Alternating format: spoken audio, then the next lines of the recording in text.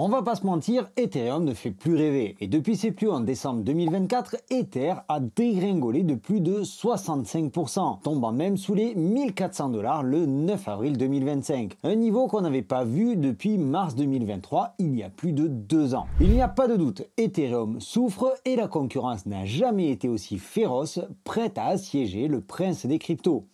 Alors qui est suffisamment bien armé pour détrôner Ethereum ? Cette question hante la crypto depuis des années, et même si l'idée d'un Ethereum killer ne fait plus les gros titres, certains requins n'ont pas dit leur dernier mot. Solana, SUI et d'autres, ils sont là et ils grignotent déjà la part du gâteau de Vitalik Buterin.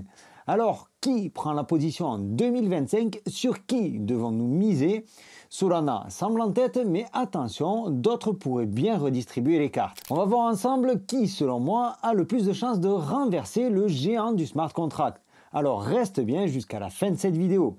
Si tu me découvres, je m'appelle Sylvain et j'anime Objectif Lune depuis plusieurs années. Si ce n'est pas encore le cas, je t'invite à t'abonner en cliquant par ici et à liker cette vidéo. C'est 2 tout petits clics pour toi qui me donnent un énorme coup de pouce et je t'en remercie. Pour bien comprendre où les concurrents appuient pour que ça fasse mal, arrêtons-nous un instant. Pourquoi le prince des cryptos est-il en si mauvaise posture? Ethereum traverse une tempête qui dure depuis pas mal de temps et qui a plusieurs origines. D'abord son prix, après avoir flirté avec les sommets en décembre 2024, aujourd'hui Ether reste planté sous les 2000 $ et le sentiment du marché est clairement baissier. Ether a du mal à se renouveler et sa dernière mise à jour Pectra, qui devait arriver il y a quelques temps, a connu des tests non concluants et a vu son lancement repoussé au 7 mai. Ensuite, il y a les ETF qui n'ont jamais vraiment convaincu les investisseurs institutionnels jusqu'à présent. Il y a aussi les tensions au sein de la fondation Ethereum, sans compter les prises de position publiques de Vitalik Buterin. Et puis les frais qui sont en baisse mais qui restent dans l'inconscient collectif comme beaucoup trop cher sur Ether. Bref, Ethereum a perdu plus de 80% de sa valeur face au Bitcoin depuis le dernier bull run et le mois de décembre 2021. Alors si tu veux profiter toi aussi de la faiblesse de l'Ether pour te positionner sur les meilleurs outsiders et ceci n'est pas un conseil financier, j'ai une bonne nouvelle pour toi, tu peux le faire sans frais sur Bitpanda, le partenaire de cette vidéo. Bitpanda, c'est une plateforme européenne qui a été fondée à Vienne, en Autriche, par Christian, Paul et Eric et qui se sont donnés pour mission de rendre la crypto le plus simple et le plus accessible possible. Il compte plus de 5 millions d'utilisateurs qui investissent sur plus de 3000 actifs, dont plus de 450 cryptos. On y retrouve aussi des métaux précieux, des ETF, des actions, mais aussi des meme coins pour les amateurs de sensations fortes. Et si tu utilises le lien que je te laisse en description de cette vidéo, non seulement tu feras une bonne action puisque ça va contribuer à soutenir la chaîne, mais tu auras également la possibilité de cumuler 20 € de bonus pour le trading du Dogecoin, le meme coin numéro 1 de la planète crypto. Ce que j'apprécie particulièrement chez Bitpanda, c'est la facilité d'utilisation et son système très intuitif. C'est d'ailleurs pour ça que c'est la seule plateforme que j'ai recommandée à mon papa, qui n'est plus tout jeune et qui s'en sort très bien sur Bitpanda. Il achète ses bitcoins, il m'appelle quand ça baisse et il répond pas quand ça monte. Bref, Bitpanda est régulé et enregistré dans la plupart des pays d'Europe, c'est une plateforme parfaitement sécurisée. Je te laisse le lien en description de la vidéo, tu pourras tester et profiter de la promo.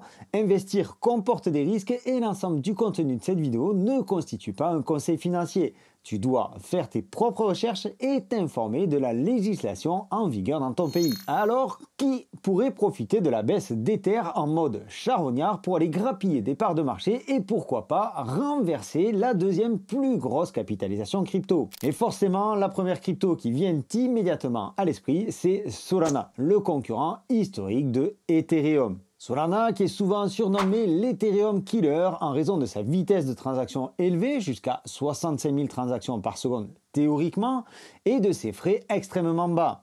En 2024, Solana a généré 378 millions de dollars de revenus, avec une croissance exponentielle de 2808% par rapport à 2023, portée par l'engouement pour les meme coins et les plateformes comme Pump.Fun. Au premier trimestre 2025, Solana a dominé les exchanges décentralisés avec quasiment 40% de parts de marché, portés notamment donc par les meme coins et en particulier par le token de Trump. Solana reste sexy et attire également les développeurs grâce à sa capacité à supporter des dApps complexes et des projets NFT.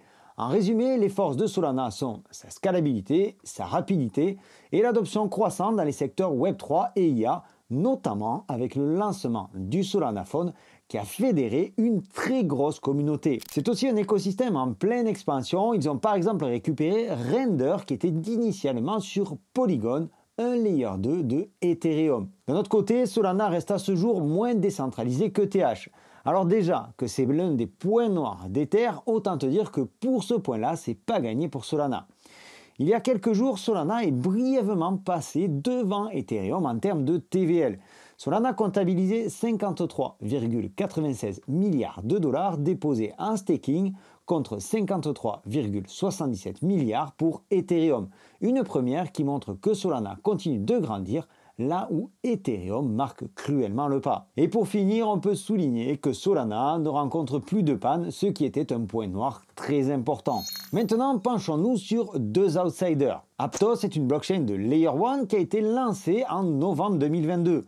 Aptos a été développé dans le sillage de Libra, le projet crypto de Facebook, par une société indépendante fondée par des ingénieurs de Meta, anciennement Facebook. Aptos vise à être une blockchain scalable, sécurisée et fiable, qui puisse être utilisée pour une large gamme d'applications. Aptos peut traiter jusqu'à 10 000 transactions par seconde. Sur le papier, c'est une parfaite copie de Ethereum ou du moins dans le même secteur. Sauf que Aptos apporte de réelles évolutions et notamment au niveau du langage utilisé, le Move. Ce langage, d'ailleurs utilisé par d'autres concurrents d'Ethereum dont nous parlerons dans un instant, fait beaucoup parler pour son accessibilité et sa sécurité supérieure à Solidity utilisé par Ethereum. Aptos offre tout le panel présent chez Ethereum, smart contracts, NFT, etc. etc. Seulement aujourd'hui, Aptos a du mal à trouver son public. Ça reste une blockchain, une crypto relativement peu connue. Et il serait peut-être temps de se réveiller si jamais Aptos veut profiter de ce bull run. En crypto, ça va vite, ça va très vite et si personne ne connaît ton existence, tu as beau avoir le meilleur projet au monde, ton projet ne prendra aucune ampleur sans adoption de la communauté. Et tout ça, ça passe par la communication. Un autre concurrent d'Ether qui reste un outsider et qui pourtant sort de l'ombre peu à peu, c'est Polkadot. Polkadot, c'est une infrastructure de blockchain multi-chain qui permet la création de blockchains spécifiques à des applications appelées parachain, tout en garantissant une interopérabilité complète avec d'autres blockchains. L'idée, c'est de trouver une solution au problème d'engorgement qui affecte des réseaux comme Ethereum.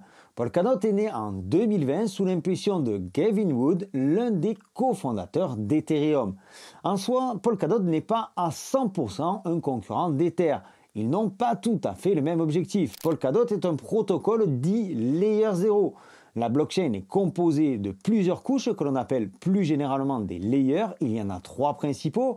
Le Layer 0 qui est une couche d'infrastructure, le Layer 1 qui est une couche d'exécution et le Layer 2 qui est une couche de scalabilité. Donc Polkadot fonctionne comme un élément central, comme le moteur d'une voiture. En tant que Layer 0, il est chargé de maintenir la sécurité du réseau et l'interopérabilité des projets. Mais sans roue, sans direction ni carrosserie, qui sont les couches d'exécution, il ne peut pas fonctionner. Alors oui, Polkadot n'est pas un concurrent d'Ethereum à proprement parler.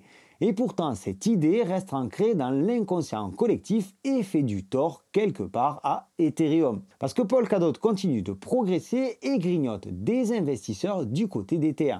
Il pourrait être l'un des grands gagnants de ce bull run. C'est donc une valeur à surveiller. Maintenant, on va aborder la pépite outsider. Sui qui a explosé, on l'avait d'ailleurs call dans le groupe privé et on est toujours dessus.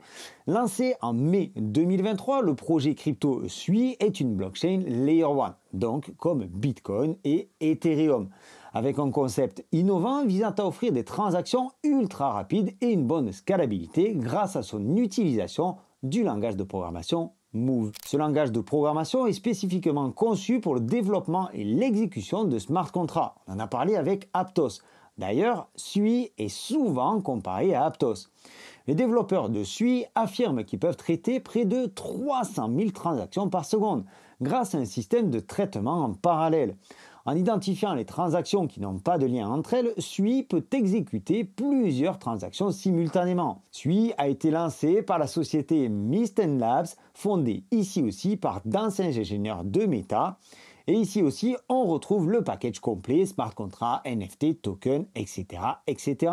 Tout ce qui a fait le succès de Ethereum, mais en mieux, en plus moderne. Donc pour moi, Sui reste le candidat à la succession d'Ethereum. J'ai volontairement simplifié le contenu de cette vidéo, je préfère le préciser avant de me faire assassiner dans les commentaires. Je pense que je reviendrai sur certains de ces projets, notamment sur Sui, de façon plus aboutie, plus approfondie, parce que ce n'était pas le but de cette vidéo aujourd'hui. Ce que je voulais illustrer, c'est le développement de la concurrence autour d'Ethereum.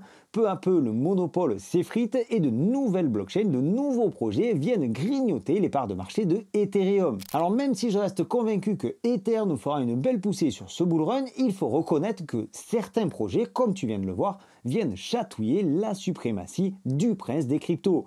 Ce qui explique aussi le désintérêt des investisseurs.